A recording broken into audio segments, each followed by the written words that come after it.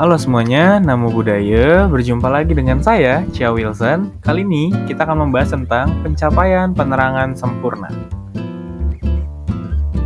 Pertama adalah pelepasan agung.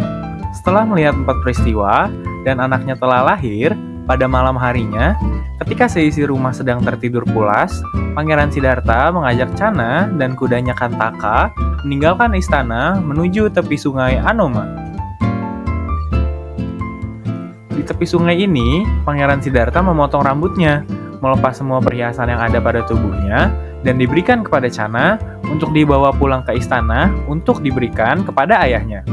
Pangeran mengganti baju dengan jubah pemberian seorang dewa Brahma dengan nama Brahmana Gatikara. Setelah selesai memakai jubah, Pangeran menyuruh Channa dan Kantaka pulang ke istana dengan berpesan agar ayah dan istrinya tidak usah bersedih karena nanti akan kembali lagi.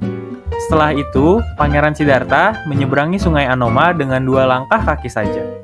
Setelah menyeberang sungai, tujuan Pangeran Siddhartha adalah ke hutan Uruwela untuk bertemu dengan pertapa sakti, yaitu Alaraka Lama dan Udaka Ramaputa.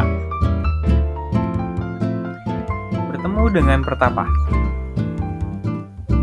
Keesokan paginya, Pangeran Siddhartha melanjutkan perjalanan menuju hutan Uruwela, tempat bertapa Alaraka Lama dan Udaka Ramaputa. Yang pertama kali ditemui adalah Alaraka Lama. Setelah Pangeran mohon izin untuk tinggal dan belajar darinya, Alaraka Lama langsung setuju.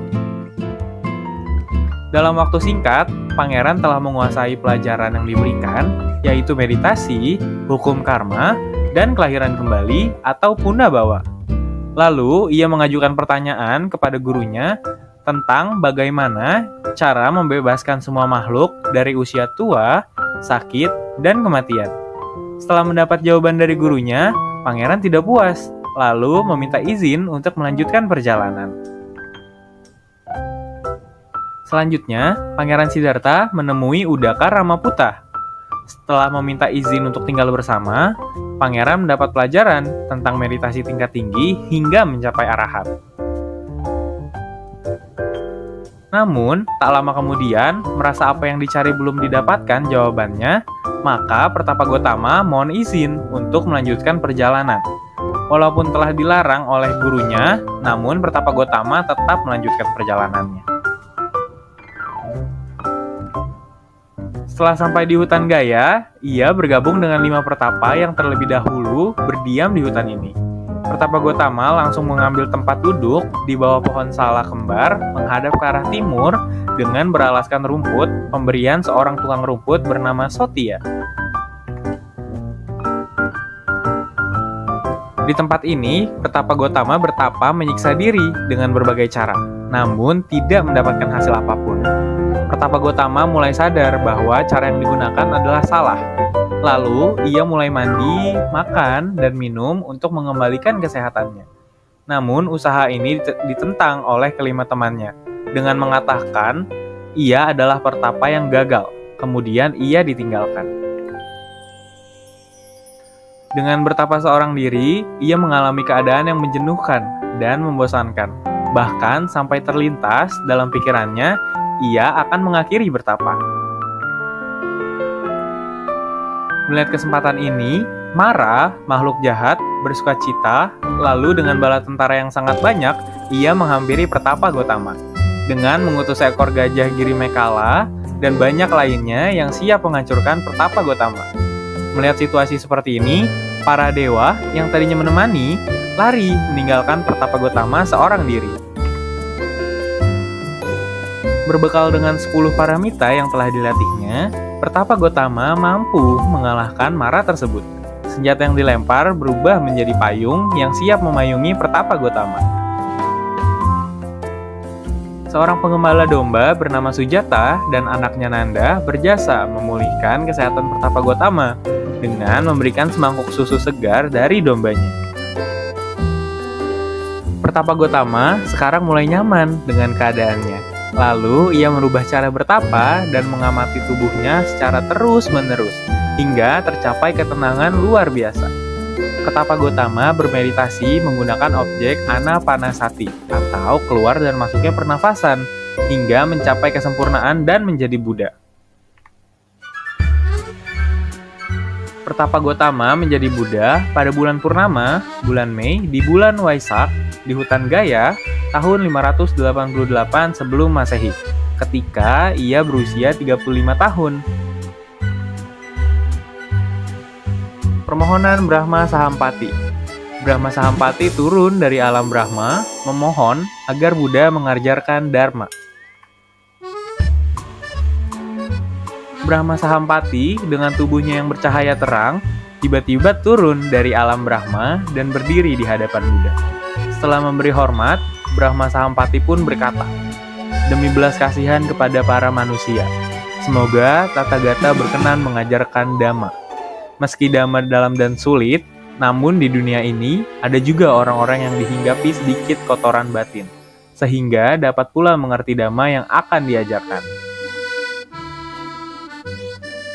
Permohonan Brahma Sahampati kepada Buddha itu sampai sekarang selalu dibacakan umat kepada biku sebagai permohonan mengajar Dhamma atau Aradhana Dhamma Desana. Syairnya adalah sebagai berikut. Berikut adalah syairnya. Brahma Caloka Dipati Sahampati Katanjali Diwarang Ayacata Santi Dasata Parajaka Jatika Desetu Damang Anukampi Mang Pajang, yang memiliki arti Brahma Sahampati, penguasa dunia ini, merangkapkan kedua tangannya dan memohon. Ada makhluk-makhluk yang dihinggapi sedikit kotoran batin. Demi belas kasihan kepada mereka, ajarkanlah mereka Dhamma. Roda Dhamma pertama, atau khotbah pertama. Guru Agung Buddha menyampaikan khotbah pertama kepada 5 orang pertapa di Taman Rusa Isipatana. Kelima orang pertapa itu adalah Kondanya, Badia, Wapa, Mahanama, dan Asaji. Bersama kelima orang pertapa yang kemudian menjadi siswanya, dibentuklah Sangha Biku pertama, sehingga lengkaplah Triratna, Buddha, Dhamma, dan Sangha. Ketiga peristiwa itulah yang kemudian diperingati sebagai Hari Asada.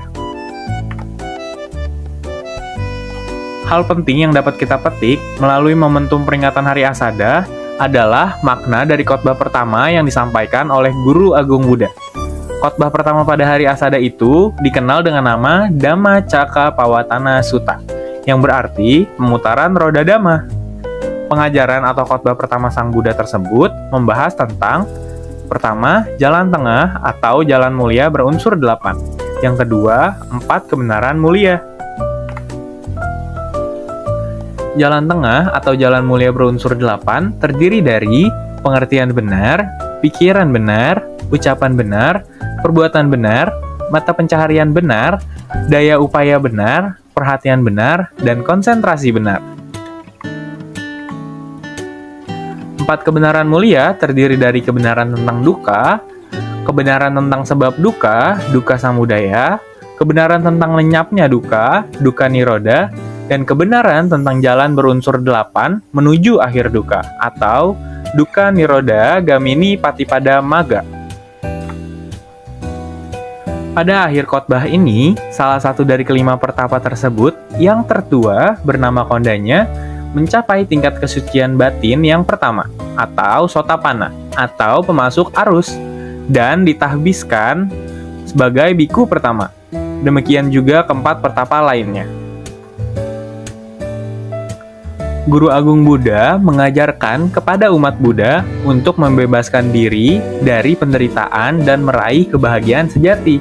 Umat Buddha diajarkan untuk menyadari dan mengakui pada fenomena kehidupan tentang adanya penderitaan, seperti usia tua, sakit, mati, dan rencana yang tidak tercapai. Selanjutnya ada pembabaran Dhamma oleh Buddha. Beliau sendiri tetap melanjutkan pembabaran Dhamma tanpa kenal lelah selama 45 tahun. Selama 20 tahun pertama, masa pembabaran Dhamma ini, Sang Bagawa melewatkan masa berdiam musim hujan di berbagai tempat. 25 tahun terakhir, ia melewatkan sebagian besar masa berdiamnya di Sawati.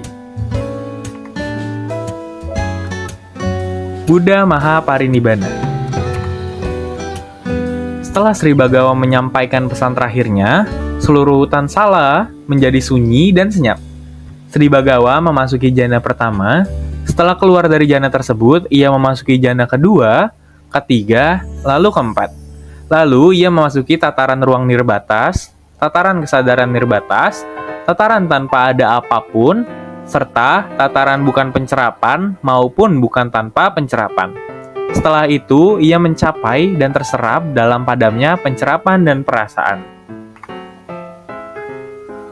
Tepat saat Sang Buddha mencapai parinibbana, terjadilah gempa yang sangat dahsyat dan mengerikan, diiringi guntur yang menyebabkan orang berdiri kudunya dan merinding. Pada saat itulah, pada waktu jaga malam yang terakhir, pada hari bulan purnama, bulan Wesaka, tahun 543 sebelum Masehi, dan pada usia 80 tahun, Sri Bagawa Buddha Gotama mangkat tanpa meninggalkan sisa apapun di Kusinara. Baik, terima kasih untuk teman-teman sekalian yang sudah memperhatikan video ini. Mungkin selanjutnya kita akan membahas materi yang lain dan tentunya akan jauh lebih menarik. Jadi terima kasih untuk kalian semua dan jangan lupa supportnya. Semoga ilmu yang diberikan barusan bisa bermanfaat untuk kalian.